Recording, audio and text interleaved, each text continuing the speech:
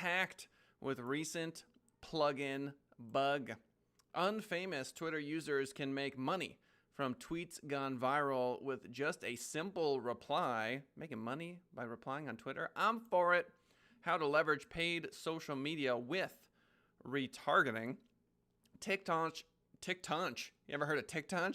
TikTok launches marketing partner program for advertisers. And last but not least, we've got Facebook adding new personalization tools for watch, flags new organic video performance insights.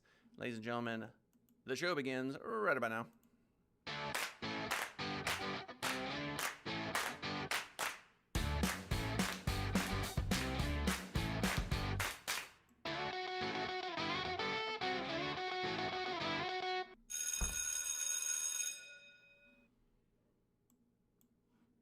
Hope everybody had a phenomenal Labor Day weekend. Today is the 8th of September.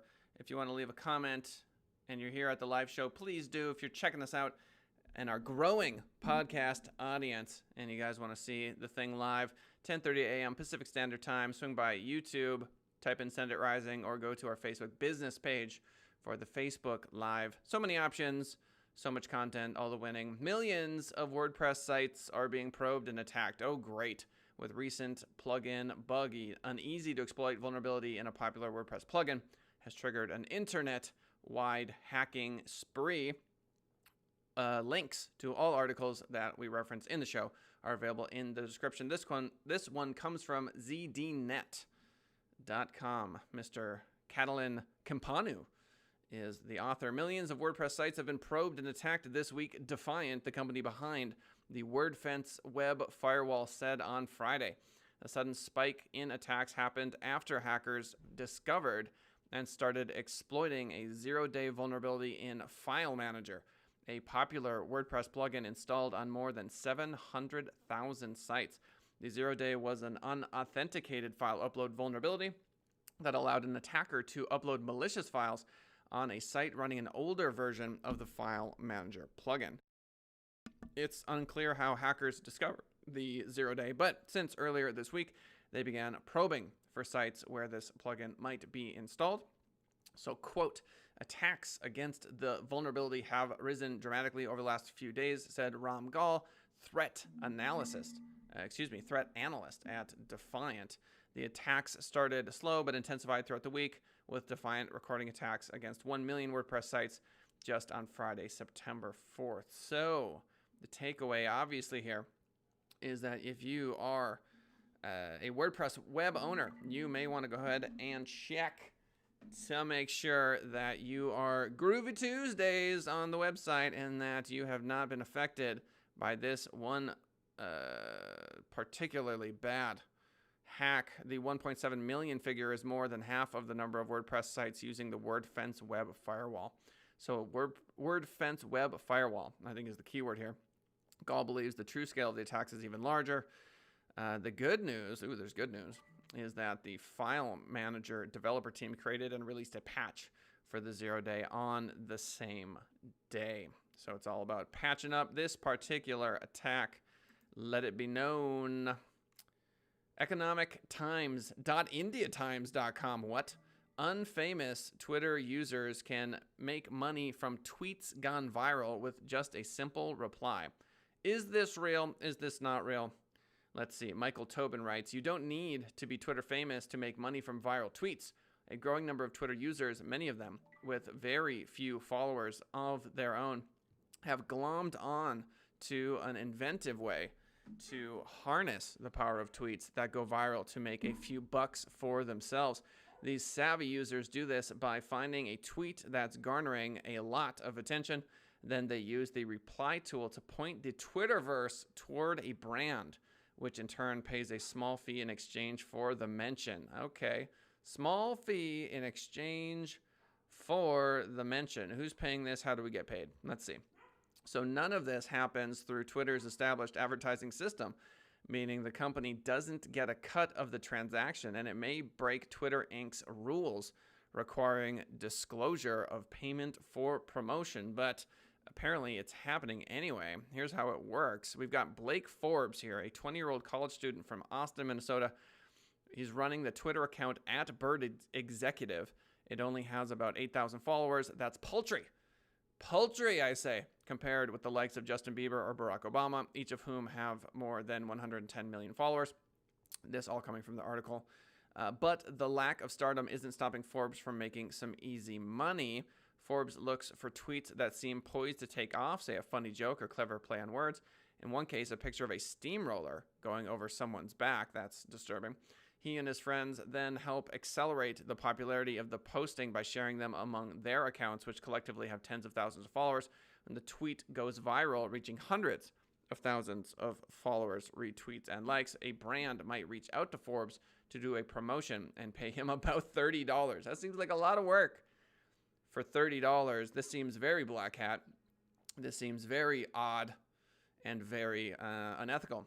Forbes has done about 7 or 8 promotions, netting him around $200 for posting memes. Ooh, $200. Wow. Okay. I wouldn't say it's a way to make a ton of money. It's just extra, says Forbes. It's mostly about having fun on Twitter and getting some money as well. So I don't know. Could this evolve potentially into something that, folks might actually be able to make some money from? Perhaps. So let's see if I understand this correctly. So they're trying to get in early on something that might go viral, and then they are trying to get companies to reach out to them to pay them. I don't know. This seems sort of lame and sort of black hat, and I'm sort of not a big fan. This ephemeral advertising blitz is the latest, most opportunistic evolution of the social media-based influencer economy, in which regular people get paid to hawk brands to followers. This, I don't think, is going anywhere. I think we're going to see a lot of this in the future, so-called influencers. But then you hear all of the, or you read all the articles about all these influencers trying to get like free lunch and stuff. So you've got influencers, then you actually have influencers. So I think that this new ecosystem of influence is as likely to be a total ripoff as it is to return something resembling in return on investment, which is to say that if you're a small business and you want to work with an influencer, be very, very skeptical, because if they have 100,000 followers, you got to ask yourself, why is that? They may have 100,000 followers because of the funny content they post, and if they post a commercial, it's not going to get the same sort of love, obviously. So you have to be real creative about it. And many times those 100,000 followers are largely garbage. Not only can you manipulate the number of followers that you have, you can also manipulate the number of retweets. That's not hard either. So you just have all of these bot accounts that are retweeting, liking, thumbs upping, etc., which is to say, you got to be real skeptical. There's a lot of garbage out there when it comes to this sort of thing. So Anthony Trucco, back to the article, a recent college graduate and self-described meme lord, also enjoys the extra pocket cash from a viral tweet. Trucco, who has about 6,500 followers on Twitter and 1.3 million on TikTok, well, that's considerable, overlays scenes from the animated SpongeBob cartoon show with popular songs like Sicko Mode by Travis Scott and Drake. You've completely lost me, article. You've completely lost me. I think the point of this article is that even if you're super inventive, there isn't a lot of money in trying to hack this Twitter, this particular Twitter, what would you call it, strategy of trying to get these people to pay you. Not convinced, not all that excited about it. How to leverage paid social media with retargeting, entrepreneur.com. Retargeting, obviously, is if someone comes to your website and the ads are following them around the internet, seemingly. They clicked on an ad of yours, and now you're continuing to show to those people. You can retarget the people who were about to check out and then didn't. You many times get retargeted with ads that, let's say you were about to buy something on a website, and they're like, never mind, you leave. And all of a sudden, that's all you see on the internet. That's retargeting. You go to a website, you bounce, you leave, and now you see that ad everywhere. That's retargeting. The more people engage with your ad and post, the more likely it is to be seen by people outside your target audience. According to entrepreneur.com, Amanda Robinson writes, the following excerpt is from The Ultimate Guide to Social Media Marketing by Eric Buteau and a host of other people. Boosting your Facebook advertising efforts is an investment you might want to consider if social media marketing is a big part of your overall marketing strategy. Okay. When you decide to advertise with Facebook, you can either create a new ad or use a status update you've already shared. The ad fee structure is similar to Google in that you can set a daily budget, but you don't set a bid per click. Instead, Facebook will begin showing your ads. The more interest people show, the less per click you'll be charged. So it's in everyone's best interest to create Facebook ad posts that are interesting and compelling. So very different from Google Ads, where you're paying per click. Here we have an ad structure that shows the ads, measures interest, and then hopefully reduces what you pay per click over time. In addition to driving traffic, you can use Facebook ads for brand awareness and simply pay for engagement. In other words, likes, comments, and shares. The more people engage with your ad and post, the more likely it is to be seen by people outside your target audience. So this is fine, talking about the merits of Facebook ads. The question, I guess, is why is the article called How to Leverage Paid Social Media with Retargeting? We haven't even got there yet. Unlike Google search ads, which are 100% text, Facebook ads can be links, images, or even video. You can use a single image or a carousel of images. You can even upload multiple images and let Facebook test which one resonates. This I like. That is interesting. You can even upload multiple images and let Facebook test which one resonates best. This, I think, is some next level stuff. You can also set up a remarketing pixel. There we go, finally. A snippet of code installed on your website so that Facebook can track users who have been to your site and allow you to remarket to them. The Facebook ad pixel, it's a big deal. Not hard to add to the website. So here's how remarketing works. Once you have a Facebook pixel installed on your site and are driving targeted traffic using Google Ads, and of course other means, it could be organic Facebook, doesn't matter. You are equipped to amplify the illusion of frequency. What? Amplifying the illusion of frequency? Sounds like a D&D spell. With a pixel in place, you can now create Facebook ads targeting people who have visited your site or even specific pages. This I like. So if they go to a specific page, you want to hit them with a specific ad, well, you can specifically target them, can't you? This is referred to as retargeting or remarketing. You've doubtless experienced this yourself. As I mentioned earlier, spend a couple of minutes looking at cars on an automotive site, and suddenly every site you go to is displaying ads for that brand of car. We get it. We talked about it. When your Google ads effectively capture someone as they're searching for you or information you have published, they register as a visitor. Okay, we understand remarketing. We understand that. So what new information do you have for us? Back to the article. Let's say you're a local attorney specializing in family law. You can write a series of blog posts that answer common questions about divorce, child custody, estate planning, and so on, and then use Google Ads to help people who are searching for those answers find your content. You can then place Facebook ads that encourage those people to call you for more information and assistance. Yes, this I like. So let's say you write these example pages: divorce, child custody, estate planning. So you have a divorce page, great. The likelihood of people actually getting to that divorce page are pretty slim. You create a blog post. Let's say you go the extra mile, the extra mile, and you create a YouTube video, amazing. You have like 10 pictures, an infographic, a ton of content. It's the best divorce page on the internet. Greatest thing ever.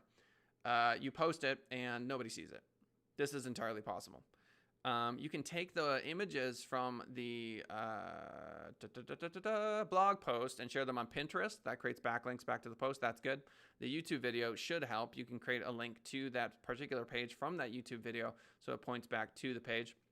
You can share that particular blog post more than once on social media with different content, right? So you share it the first time saying, hey, this is this divorce page about XYZ, and then you share it again like 3 weeks later, another 5 weeks later, just trying to drive people to this page. But in the end, you really could just run a Facebook ad campaign driving people to that particular page, or a Google Ads campaign driving them to that particular page. Because in the end, the point of you doing all of this work is to try to get people there to have the Facebook pixel register that they have landed on the website, so that you now then can retarget to them is the point.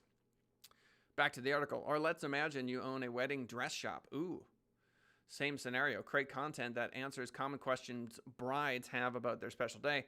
Use Google Ads to drive intentional traffic, and then leverage Facebook to make sure those brides know about your gorgeous dresses by placing ads showcasing your latest offerings. Yeah, Yeah. So Lenasia writes, can I influence you into getting me free lunch? Yes. The answer is yes.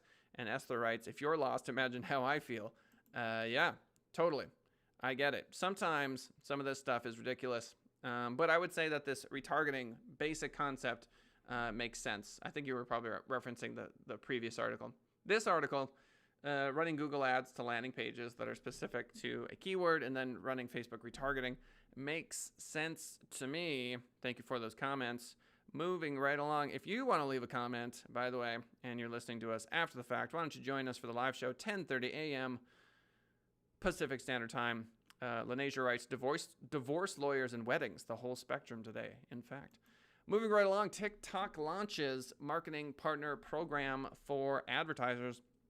Emma Wiltshire with Social Media Today writes, TikTok has launched a new marketing partner program, which is the platform's latest element in its push to expand its advertising potential and maximize opportunity for brands. As per TikTok, quote, we're building new opportunities for marketers to be creative storytellers and meaningfully engage with the TikTok community, and we're thrilled to collaborate with some of the most strategic and trusted leaders in the advertising industry to continue giving marketers access to more tools to successfully create, measure, and optimize ad campaigns on TikTok. This is always the big deal with these websites is if they can monetize, well then, hooray. Twitter, I would like to look into how they monetized, but a lot of the dead ones, MySpace comes to mind, simply never monetized. So TikTok looking for creative ways to monetize. Obviously, this comes at the same time as we have this dramatic sort of government intervention with TikTok. We'll see what happens there. Will Microsoft purchase them? Will Oracle purchase them? Will TikTok turn a profit? The new marketing partner program provides a range of approved ad and creative services that can assist brands in better achieving their marketing goals on the app. As of yesterday's announcement, TikTok already has 20 certified partners ranging in social media marketing expertise. Those partners are divided into campaign management, creative development, branded effects, measurement. Boring.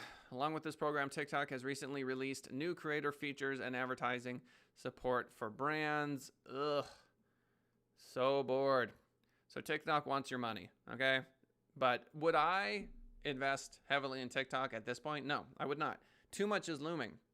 Too much is looming. I don't want to be spending hard-earned dollar bills on a platform that may or may not exist. Now, there are people who have TikTok audiences, or maybe you're selling sneakers, like Nike's spending money on TikTok, I would imagine. Adidas, like these sort of people. This is for them. This is not for like local personal injury attorney. Facebook, final article of the day. Facebook adds new personalization tools for watch, flags, new organic video performance insights. Andrew Hutchinson, Social Media Today. Let's dive in. Is Facebook Watch really a significant video platform? What is Facebook Watch? It's hard to say how successful Watch is or will be based on its performance thus far, but as per Facebook, it is seeing more usage over time. You would think that I'm a big Facebook user. I'm really not. I don't really like Facebook. And as the owner of an advertising agency, you would think that I would wake up and check Facebook. I don't. I don't even like it. I don't like Facebook. A lot of people love Facebook. I'm not one of those people. Quote, today, more than 1.25 billion people visit Watch every month to discover and share videos from millions of creators and publishers. So yeah, I'm out of the loop on Facebook Watch. Are you into Facebook Watch? I'm not. Which sounds impressive, right? 1.25 billion is almost half of Facebook's 2.7 billion active user base. That's pretty good, right?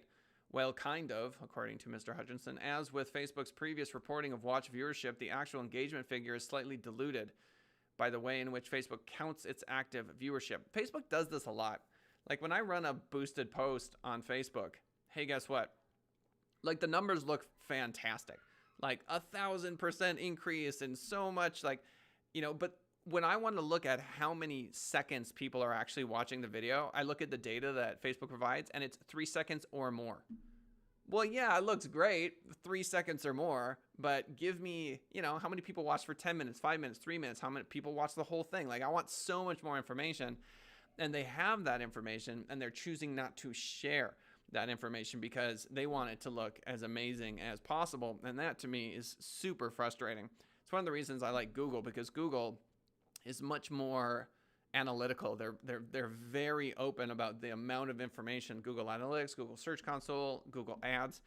You're just inundated with information. It's too much information. And with Facebook, I feel the opposite. I want to know how many people are looking at the videos for how long, and the short answer is just too bad.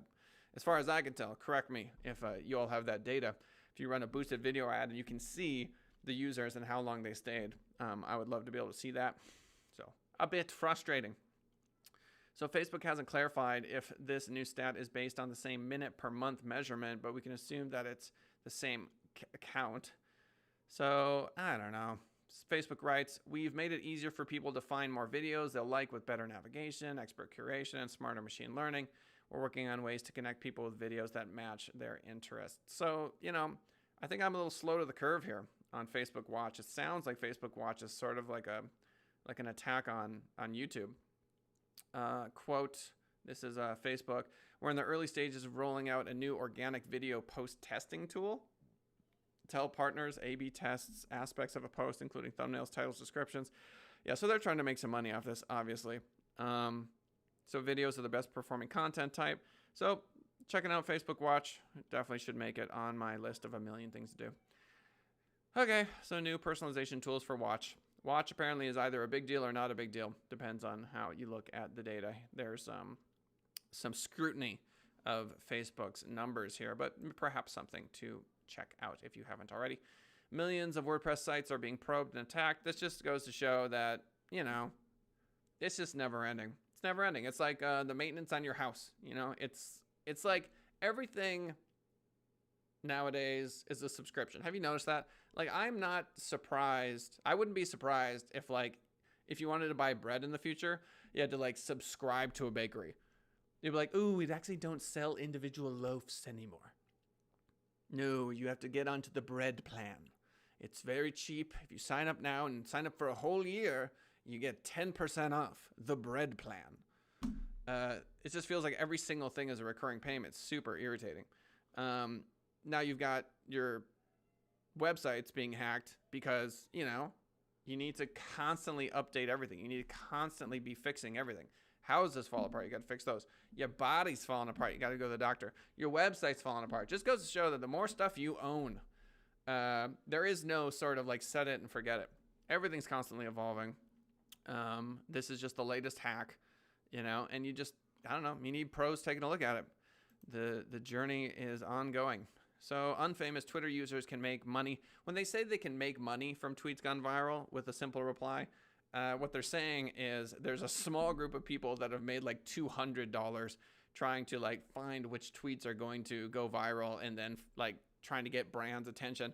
And it sounds like a ton of work for not a lot of money. That being said, watch them systematize this. Watch them use machine learning. Watch them use, some sort of software to do this on a grand scale, not get caught for a while and make millions. You see what I'm saying? So the fact that you can make money from this particular strategy may lead to a world in which, people are getting paid for replying to tweets and it becomes ubiquitous. I'm not discounting that. I'm just saying, as it stands today, seems kind of black hat, seems kind of weird. How to leverage paid social media with retargeting. Yeah, create a bunch of lovely landing pages, drive traffic to them with Google Ads, have the Facebook pixel installed, retarget from Facebook. Ta-da! Problem, of course, is that that's expensive. And will it work? Who knows? Depends how good the landing page is. If the landing page is really strong, you've got a video on there, it's really personal, it looks great, it's really well designed, there's a good call to action, they can call you, then yeah, I can see landing pages specifically designed to convert, getting traffic from Google Ads and then retargeting on Facebook. That's a nice little 1-2 punch. It's a lot of work though. Don't get it twisted. Oh, TikTok. Who cares about TikTok? They keep trying to be relevant. What's going to happen? All bets are off until we see who buys them. I'm not going to be spending any money with them. Thank you very much. And then Facebook Watch apparently is a big deal that I don't know enough about. Do you know a lot about Facebook Watch? I certainly don't. So ladies and gentlemen, again, if you want to join us for the live show, 10:30 a.m. Pacific Standard Time, swing by the Facebook page, type in Send Rising Internet Marketing, poof, we will appear, or YouTube, and there we shall be.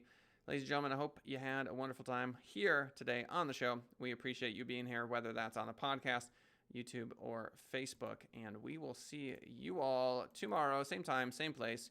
You know the deal. It's outro time. Have a good one.